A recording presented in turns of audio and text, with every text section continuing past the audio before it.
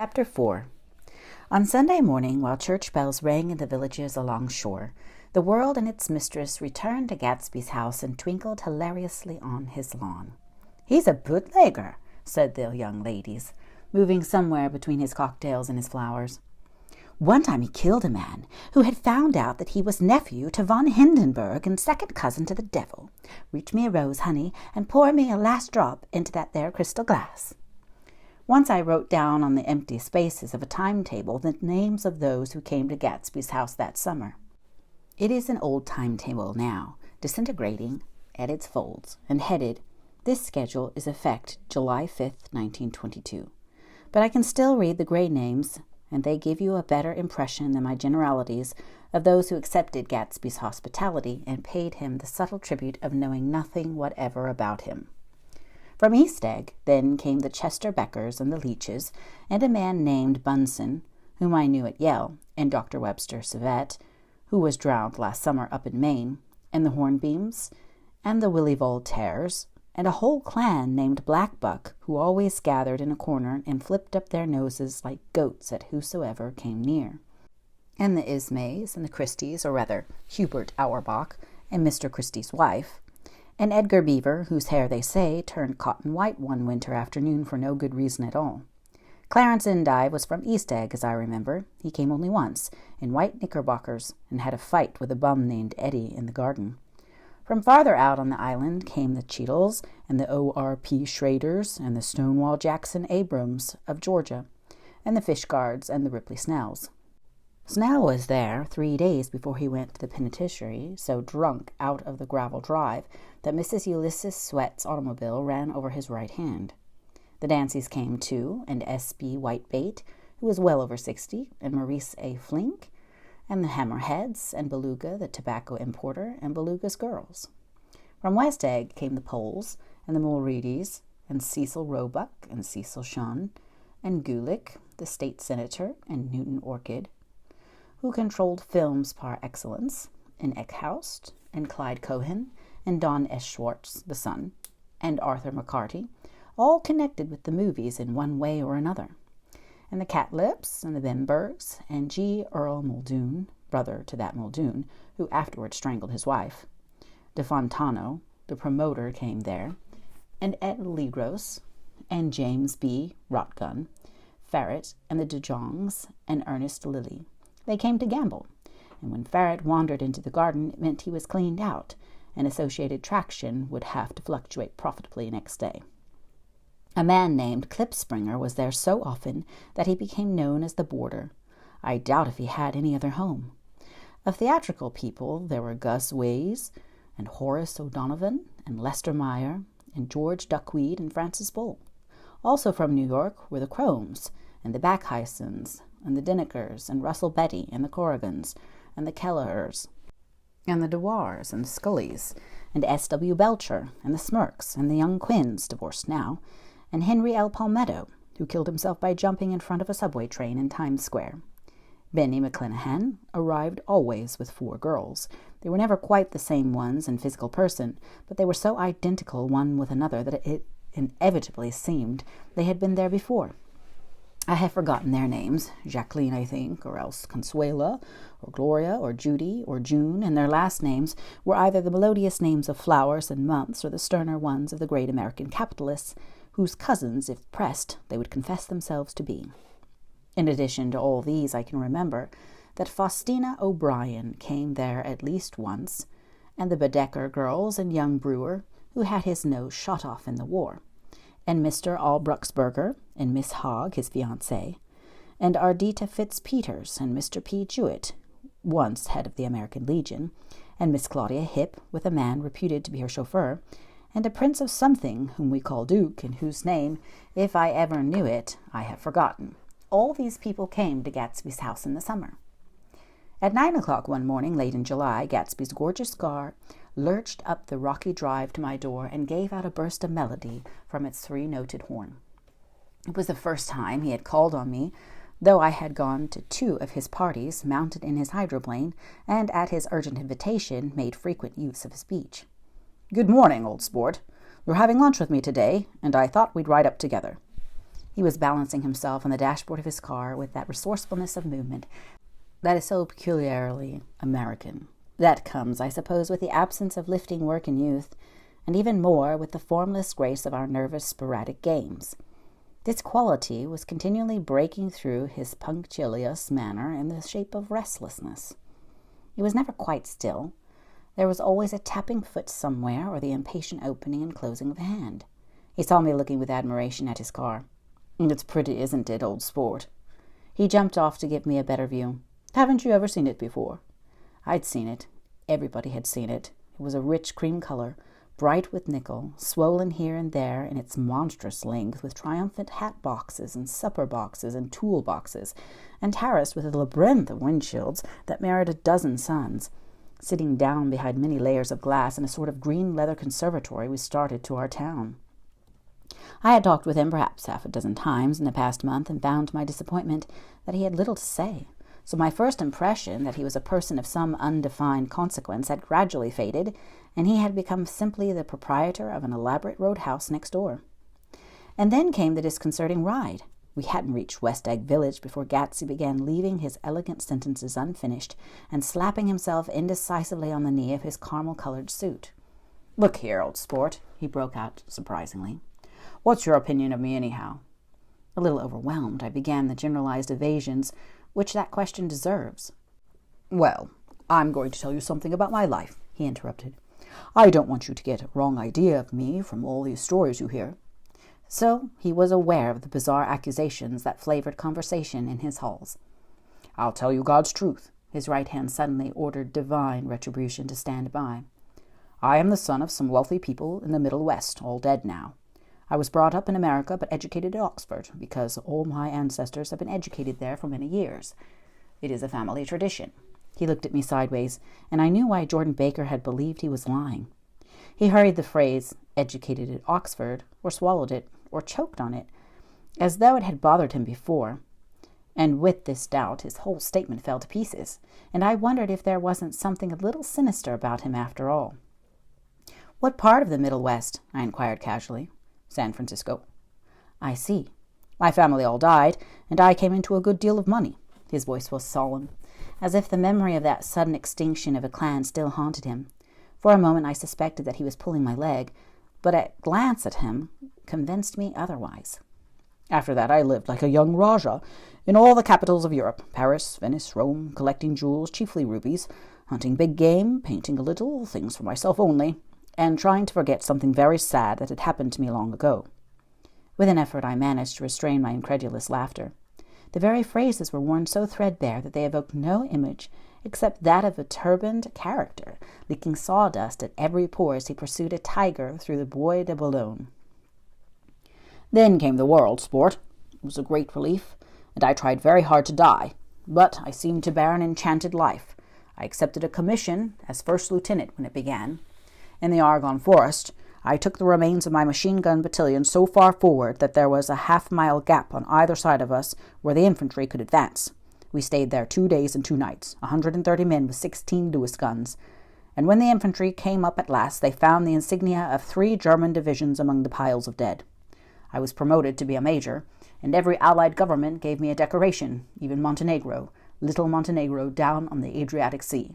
Little Montenegro. He lifted up the words and nodded at them with his smile. The smile comprehended Montenegro's troubled history and sympathized with the brave struggles of the Montenegrin people. It appreciated fully the chain of national circumstances which had elicited this tribute from Montenegro's warm little heart. My incredulity was submerged in fascination now. It was like skimming hastily through a dozen magazines. He reached in his pocket, and a piece of metal slung on a ribbon fell into my palm. "That's the one from Montenegro." To my astonishment, the thing had an authentic look. "Ordiri di Danilo," ran the circular legend. "Montenegro, Nicholas Rex." "Turn it." "Major J. Gatsby," I read, "for valor extraordinary." "Here's another thing I always carry, a souvenir of Oxford days. It was taken in Trinity Quad. The man on my left is now the Earl of Doncaster." It was a photograph of half a dozen young men in blazers, loafing in an archway through which were visible a host of spires. There was Gatsby, looking a little, not much, younger, with a cricket bat in his hand. Then it was all true. I saw the skins of tigers flaming in his palace on the Grand Canal. I saw him opening a chest of rubies to ease, with their crimson-lighted depths, the gnawings of his broken heart. "I'm going to make a big request of you today," he said, pocketing his souvenirs with satisfaction. "So I thought you ought to know something about me. I didn't want you to think I was just some nobody. You see, I usually find myself among strangers because I drift here and there, trying to forget the sad things that happened to me." He hesitated. "You'll hear about it this afternoon." "At lunch?" "No, this afternoon. I happened to find out that you're taking Miss Baker to tea." "Do you mean you're in love with Miss Baker?" "No, old sport, I'm not. But Miss Baker has kindly consented to speak to you about this matter." I hadn't the faintest idea what this matter was, but I was more annoyed than interested. I hadn't asked Jordan to tea in order to discuss Mr. J. Gatsby. I was sure the request would be something utterly fantastic, and for a moment I was sorry I'd ever set foot upon his overpopulated lawn. He wouldn't say another word. His correctness grew on him as we neared the city. We passed Port Roosevelt, where there was a glimpse of red-belted ocean-going ships, and sped along a cobbled slum lined with the dark, undeserted saloons of the faded gilt 1900s. Then the Valley of Ashes opened out on both sides of us, and I had a glimpse of Mrs. Wilson straining at the garage pump with panting vitality as we went by. With fenders spread like wings, we scattered light through half Astoria, only half, for as we twisted among the pillars of the elevated, I heard the familiar jug-jug spat of a motorcycle, and a frantic policeman rode alongside. "All right, old sport," called Gatsby. We slowed down. Taking a white card from his wallet, he waved it before the man's eyes. "Right you are," agreed the policeman, tipping his cap. "Know you next time, Mr. Gatsby. Excuse me." "What was that?" I inquired. "The picture of Oxford?" "I was able to do the commissioner a favor once, and he sends me a Christmas card every year." Over the great bridge, with the sunlight through the girders making constant flicker upon the moving cars, with the city rising up across the river in white heaps and sugar lumps, all built with a wish out of non-olfactory money. The city seen from the Queensboro Bridge is always the city seen for the first time, in its first wild promise of all the mystery and the beauty in the world. A dead man passed us in a hearse heaped with blooms, followed by 2 carriages with drawn blinds and by more cheerful carriages for friends. The friends looked out at us with tragic eyes and short upper lips of southeastern Europe, and I was glad that the sight of Gatsby's splendid car was included in their somber holiday. As we crossed Blackwell's Island, a limousine passed us, driven by a white chauffeur, in which sat 3 modish Negroes, 2 bucks and a girl. I laughed aloud as the yolks of their eyeballs rolled toward us in haughty rivalry. Anything can happen now that we've slid over this bridge, I thought. Anything at all. Even Gatsby could happen, without any particular wonder. Roaring noon. In a well-fanned 42nd Street cellar, I met Gatsby for lunch. Blinking away the brightness of the street outside, my eyes picked him out obscurely in the anteroom, talking to another man. "Mr. Carraway, this is my friend Mr. Wolfsheim." A small, flat-nosed Jew raised his large head and regarded me with 2 fine growths of hair which luxuriated in either nostril. After a moment I discovered his tiny eyes in the half-darkness. "So I took one look at him," said Mr. Wolfsheim, shaking my hand earnestly. "And what do you think I did?" "What?"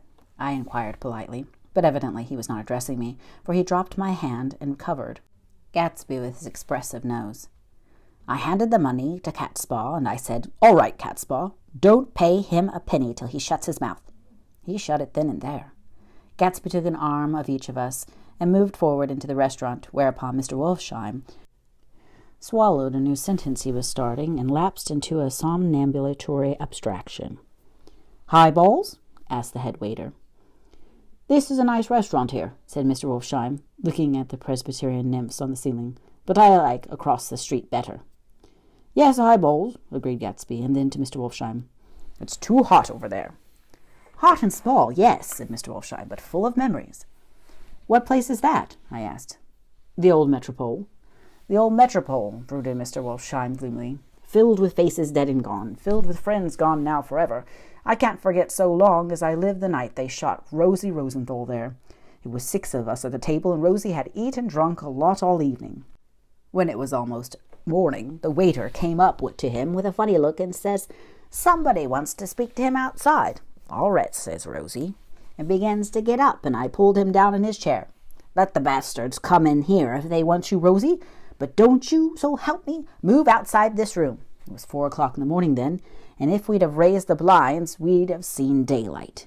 Did he go? I asked innocently. Sure he went. Mr. Wolfsheim's nose flashed at me indignantly. He turned around in the door and says, Don't let that waiter take away my coffee. Then he went out on the sidewalk and they shot him 3 times in his full belly and drove away. 4 of them were electrocuted, I said, remembering. 5 with Becker. His nostrils turned to me in an interested way. I understand you're looking for a business connection. The juxtaposition of these 2 remarks was startling. Gatsby answered for me. Oh, no, he exclaimed. This isn't the man. No? Mr. Wolfsheim seemed disappointed. This is just a friend. I told you we'd talk about that some other time. I beg your pardon, said Mr. Wolfsheim. I had a wrong man.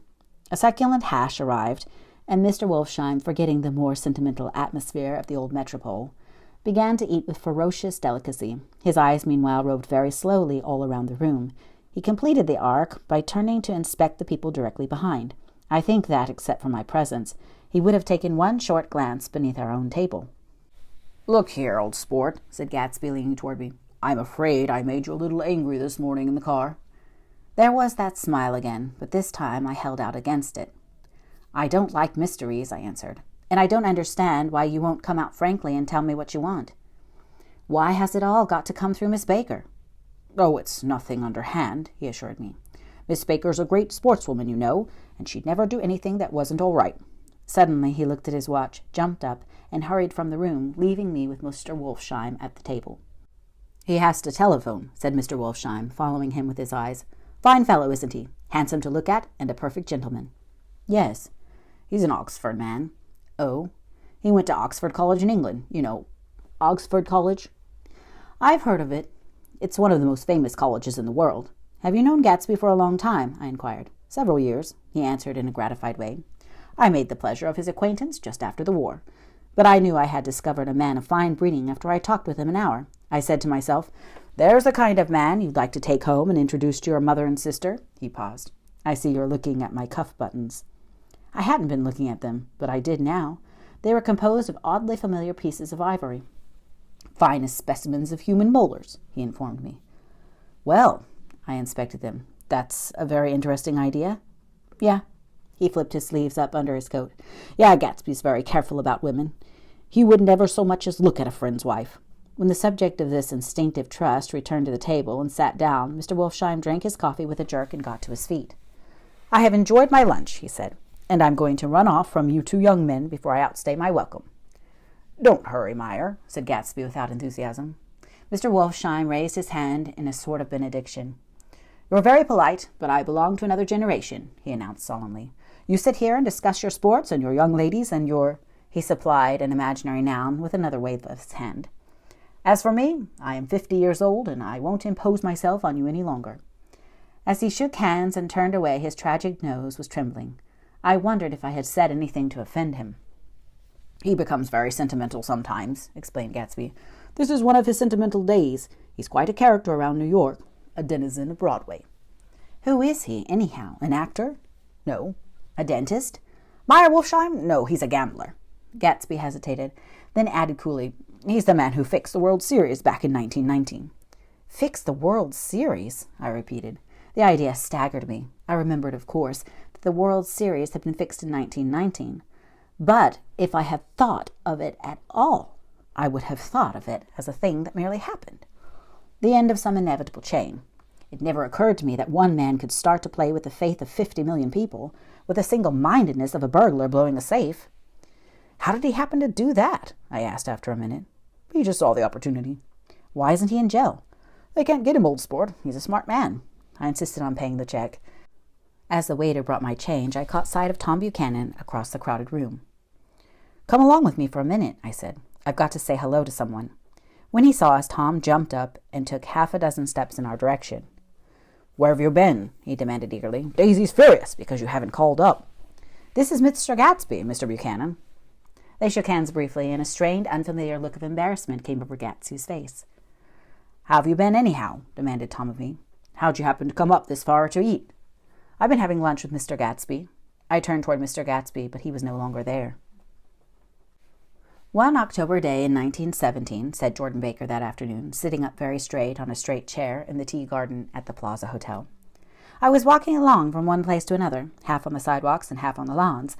I was happier on the lawns because I had on shoes from England with rubber knobs on the soles that bit into the soft ground. I had on a new plaid shirt, also that blew a little in the wind, and whenever this happened, the red, white, and blue banners in front of all the houses stretched out stiff and said tut, tut, tut, tut in a disapproving way. The largest of the banners and the largest of the lawns belonged to Daisy Faye's house. She was just 18, 2 years older than me, and by far the most popular of all the young girls in Louisville. She dressed in white and had a little white roadster, and all day long the telephone rang in her house, and excited young officers from Camp Taylor demanded the privilege of monopolizing her that night. Anyways, for an hour. When I came opposite her house that morning, her white roadster was beside the curb, and she was sitting in it with a lieutenant I had never seen before. They were so engrossed in each other that she didn't see me until I was 5 feet away. "Hello, Jordan," she called unexpectedly. "Please come here." I was flattered that she wanted to speak to me, because of all the older girls I admired her most. She asked me if I was going to the Red Cross to make bandages. I was. Well, then, would I tell them that she couldn't come that day? The officer looked at Daisy while she was speaking, in a way that every young girl wants to be looked at sometime, and because it seemed romantic to me, I have remembered the incident ever since. His name was J. Gatsby, and I didn't lay eyes on him again for over 4 years. Even after I'd met him on Long Island, I didn't realize it was the same man. That was 1917. By the next year, I had a few beaux myself, and I began to play in tournaments, so I didn't see Daisy very often. She went with a slightly older crowd, when she went with anyone at all. Wild rumors were circulating about her, how her mother had found her packing her bag one winter night to go to New York and say goodbye to a soldier who was going overseas. She was effectually prevented, but she wasn't on speaking terms with her family for several weeks. After that, she didn't play around with the soldiers anymore, but only with a few flat-footed, short-sighted young men in town. She couldn't get into the army at all. By the next autumn, she was gay again, gay as ever. She had a debut after the armistice, and in February she was presumably engaged to a man from New Orleans. In June, she married Tom Buchanan of Chicago, with more pomp and circumstance than Louisville ever knew before. He came down with 100 people in 4 private cars and hired a whole floor of the Mulbach Hotel. And the day before the wedding, he gave her a string of pearls valued at $350,000. I was a bridesmaid. I came into her room half an hour before the bridal dinner and found her lying on her bed as lovely as the June night in her flowered dress and as drunk as a monkey. She had a bottle of Sauterne in one hand and a letter in the other. "Congratulate me," she muttered. "Never had a drink before, but oh, how I do enjoy it." "What's the matter, Daisy?" I was scared, I can tell you. I'd never seen a girl like that before. "Here, dearies." She groped around in a wastebasket she had with her on the bed and pulled out the string of pearls. "Take 'em downstairs and give 'em back to whoever they belong to. Tell 'em all Daisy's changed her mind. Say, Daisy's changed her mind."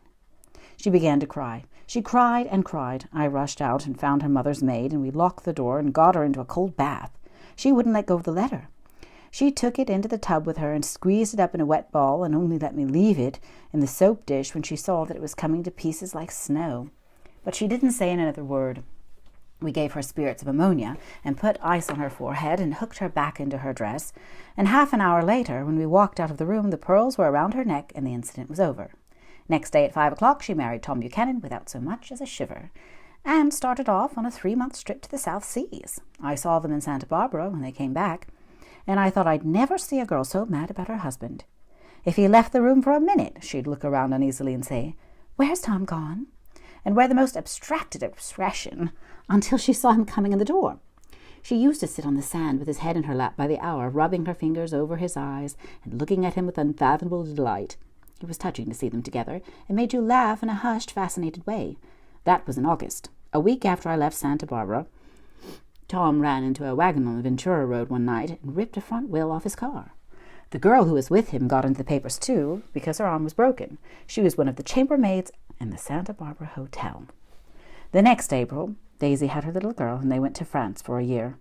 I saw them one spring in Cannes, and later in Deauville, and then they came back to Chicago to settle down. Daisy was popular in Chicago, as you know. They moved with a fast crowd, all of them young and rich and wild.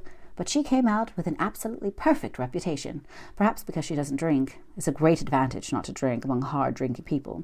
You can hold your tongue, and moreover, you can time any little irregularity of your own so that everybody else is so blind that they don't see or care. Perhaps Daisy never went in for a hour at all. And yet there's something in that voice of hers. Well, about 6 weeks ago, she heard the name Gatsby for the first time in years. It was when I asked you, do you remember, if you knew Gatsby in West Egg? After you had gone home, she came into my room and woke me up and said, "What Gatsby?" And then I described him. I was half asleep. She said in the strangest voice that it must be the man she used to know. It wasn't until then that I connected this Gatsby with the officer in her white car. When Jordan Baker had finished telling all this, we had left the plaza for half an hour and were driving in a Victoria through Central Park. The sun had gone down behind the tall apartments of the movie stars in the West 50s, and the clear voices of children, already gathered like crickets on the grass, rose through the hot twilight. "I'm the Sheik of Araby, your love belongs to me. At night when you're asleep, into your tent I'll creep." It was a strange coincidence, I said, but it wasn't a coincidence at all. Why not? Gatsby bought that house so that Daisy would be just across the bay. Then it had not been merely the stars to which he had aspired on that June night. He came alive to me, delivered suddenly from the womb of his purposeless splendor. "He wants to know," continued Jordan, "if you'll invite Daisy to your house some afternoon and then let him come over." The modesty of the demand shook me. He had waited 5 years and bought a mansion where he dispensed starlight to casual moths so that he could come over some afternoon to a stranger's garden. Did I have to know all this before he could ask such a little thing? He's afraid. He's waited so long. He thought you might be offended. You see, he's a regular tough underneath it all. Something worried me. Why didn't he ask you to arrange a meeting? He wants her to see his house, she explained, and your house is right next door. Oh. I think he half expected her to wander into one of his parties some night, went on Jordan, but she never did. Then he began asking people casually if they knew her, and I was the first one he found. It was that night he sent for me at his dance. And you should have heard the elaborate way he worked up to it. Of course, I immediately suggested a luncheon in New York, and I thought he'd go mad. "I don't want to do anything out of the way," he kept saying. "I want to see her right next door." When I said you were a particular friend of Tom's, he started to abandon the whole idea. He doesn't know very much about Tom, though he says he's read a Chicago paper for years just on the chance of catching a glimpse of Daisy's name. It was dark now, and as we dipped under a little bridge, I put my arm around Jordan's golden shoulder and drew her toward me and asked her to dinner. Suddenly, I wasn't thinking of Daisy and Gatsby anymore, but of this clean, hard, limited person who dealt in universal skepticism, and who leaned back jauntily just within the circle of my arm. A phrase began to beat in my ears with a sort of heady excitement. There are only the pursued, the pursuing, the busy, and the tired. And Daisy ought to have something in her life, murmured Jordan to me. Does she want to see Gatsby? She's not to know about it. Gatsby doesn't want her to know. You're just supposed to invite her to tea. We passed a barrier of dark trees, and then the facade of 59th Street, a block of delicate pale light, beamed down into the park. Unlike Gatsby and Tom Buchanan, I had no girl, whose disembodied face floated along the dark cornices and blinding signs, and so I drew up the girl beside me, tightening my arms. Her wan, scornful mouth smiled, and so I drew her up again closer, this time to my face.